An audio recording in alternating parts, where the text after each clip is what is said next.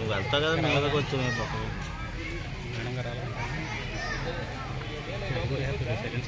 Record అవుతుంది.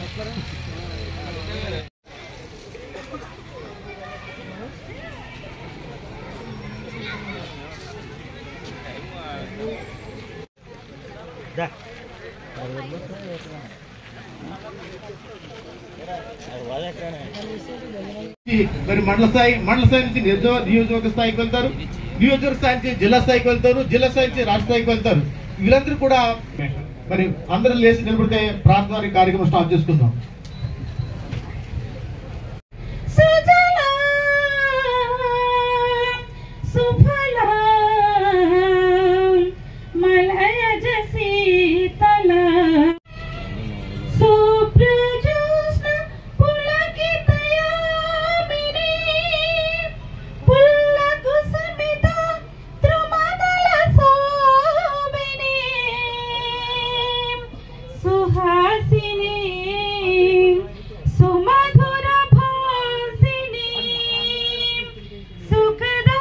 ఇచ్చేసినటువంటి MLA గారికి మరీ మరీ వందనాలు.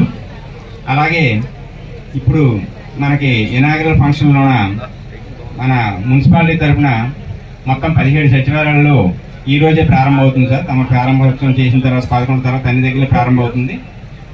తర్వాత అన్ని ఈవెంట్స్ అయిన తర్వాత మన మండల స్థాయి ఈవెంట్లు మళ్ళీ అవుతాయి. మండల స్థాయి తర్వాత నియోజకవర్గ స్థాయి ఈవెంట్లు అవుతాయి. నియోజకవర్గ స్థాయి అయిన తర్వాత జిల్లా స్థాయి రాష్ట్ర స్థాయి ఈవెంట్లు అవుతాయి. రాష్ట్ర స్థాయిలో ఉన్న ఇన్స్ట్రక్షన్స్ ప్రకారం ప్రతి కాన్స్టిట్యున్సీ లెవెల్లో మరి గౌరవ సంబంధిత ఎమ్మెల్యేలతో ఇది ఇనాగ్రేట్ చేయమని అన్నారు.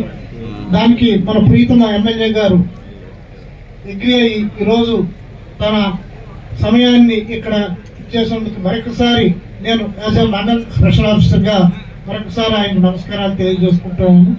అండ్ ఇతరులకు కూడా వాళ్ళు కాకపోతే ఈ ప్రోగ్రాం ఇంత ఘనంగా ఇంత మంచిగా జరగదు. ఎందుకంటే మనకు తెలుసును, ఎవరికైనా పెన్షన్లు ఇస్తాము, రాయితీలు ఇస్తామంటే మనకి పోలీస్ ప్రొటెక్షన్ అంతా పెట్టుకోవాలి. బట్ ఇలాంటి కార్యక్రమాల్లో మాత్రము ఎవరు ముందుకు రారు, కొంతమంది తప్పిస్తారు. కాబట్టి మన గౌరవ ముఖ్యమంత్రి గారు ఈ కార్యక్రమాల గురించి ఎంత ఇంపార్టెన్స్ ఇస్తున్నారు. స్కూల్లో ఒక పీరియడ్ పీటీ పీరియడ్ అని ఉండేది. అలాంటివి ప్రతి కార్నర్లో కూడా ఒక ప్రైవేట్ స్కూల్ పెట్టడం. అక్కడ ఆటలకి ఏమి ఇంపార్టెన్స్, చదవడం. ఆటల గురించి చాలా ప్రాతినిధ్యం ఇచ్చారు, చాలా ఇంపార్టెన్స్ ఇచ్చారు ఆ రోజుల్లో. ఎందుకు అంటే యువత ఈ రోజుల్లో వాళ్ళు ఏ కార్యక్రమం లేకపోయినట్టయితే చెడు తోవలకి వెళ్తున్నారు, చెడు విధానాల్లోకి వెళ్తున్నారు. కాబట్టి వాళ్ళకి మంచి ఆటలాడించి వాళ్ళ తాలూకా మంచి మేధస్సుని మంచి మార్గంలో పెట్టాలన్న ఉద్దేశంతో జనవరి 12 అనుకుంటాను ఆయన యువజన దినోత్సవం అని పెట్టి ఇలాంటి కార్యక్రమాలు ఇప్పటికీ చాలా గ్రామాల్లో వాలీబాల్ కానివ్వండి, కబడ్డీ కానివ్వండి చేశారు. అక్కడ ఎవరు పెద్దగా పట్టించుకోరు. ఎవరో 10-15 మంది యూత్ ఉంటే, యువతలు ఉంటే వాళ్ళు చేసుకుంటారు. బట్ ఇక్కడ మన ప్రభుత్వమే దీన్ని పెట్టి చాలా డబ్బు పెట్టి, అందరూ అనుకోవచ్చు ఆటలకి ఎందుకు, ఏం ఆటలు ఇదంతా.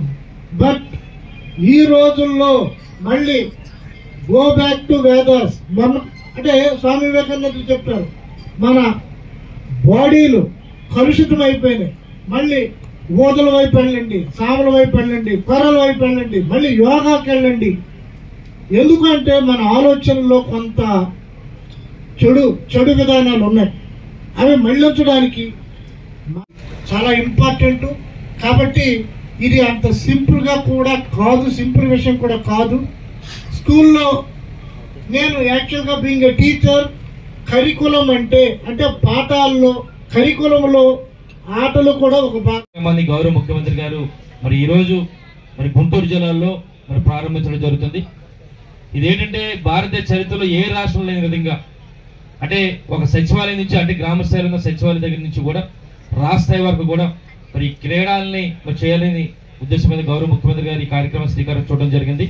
మరి ఇదంతా కూడా మీ అందరూ తెలిసినప్పటికీ 5 గేమ్స్ ఉన్నాయి. అన్ని కూడా ఒకటి kabaddi, volleyball, cricket, kho kho, badminton ఇలాగా 5 కార్యక్రమాలు మరి చేస్తున్నాం. అది ఈ రోజు నుంచి మరి ఫిబ్రవరి 10 వరకు కూడా సుమారుగా 47 రోజుల పాటు ఈ కార్యక్రమం మరి ఉంటుంది కనుక అంటే ముఖ్యంగా దీని తాలూకు ఉద్దేశం ఏంటంటే మరి గౌరవ ముఖ్యమంత్రి గారు మరి గ్రామీణ స్థాయిలో ఉన్న యువత యువకులందరూ కూడా క్రీడాపరంగా మరి అందరి తాలూకా ప్రతిభను మరి బయటికి తీసి మరి రాష్ట్ర స్థాయిలో, జాతీయ స్థాయిలో, అంతర్జాతీయ స్థాయిలో వాళ్ళందరూ కూడా మరి ప్రమోట్ చేయాలనే ఉద్దేశం మీద ఈ కార్యక్రమం శ్రీకారం చూడడం జరిగింది. మరి ఇప్పటికే ఈ కార్యక్రమం మరి 47 రోజుల పాటు జరుగుతుంది. సుమారుగా 12 కోట్ల రూపాయలతో మరి బహుమతులు కూడా ఇచ్చే కార్యక్రమం చేస్తున్నారు కనుక మరి దయచేసి ఇక్కడ నర్సీపట్నంలో ఉన్న సుమారుగా 78 సచివాలయాలు ఉన్నాయి.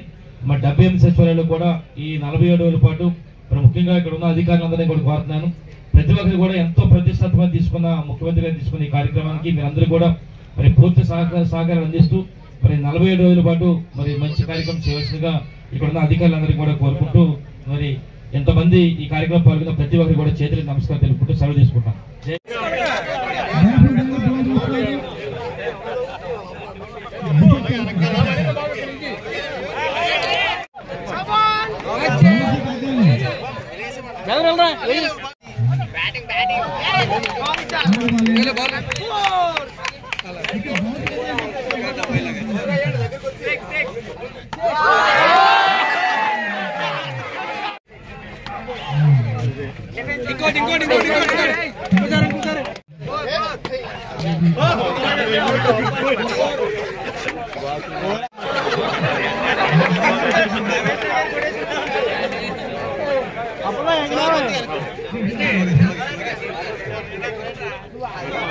ఓకే